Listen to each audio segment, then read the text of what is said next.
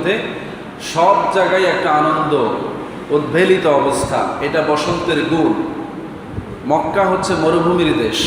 কি দেশ? রুক্ষ আবহাওয়া।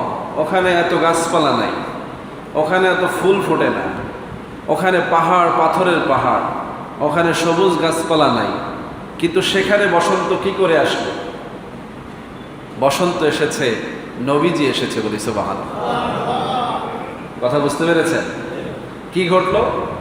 নবীজির আগমনের সময়ের বর্ণনা নবীজির আম্মা জান হযরতে আমেনা রাদিয়াল্লাহু তাআলা আনহা তার জবান দিয়ে, অন্যান্য সাহাবায়ে আজমাইনের জবান থেকে পরবর্তীকালে হাদিসের বর্ণনা আকারে আমাদের কাছে যেটা এসেছে সেটা হচ্ছে যেই দিন রাসূলুল্লাহ সুবহে সাদেকের সময় পৃথিবীতে আগমন করেছেন, ওই সময় পৃথিবীটা হঠাৎ করে যেন সুন্দর হয়ে গেছে বলে।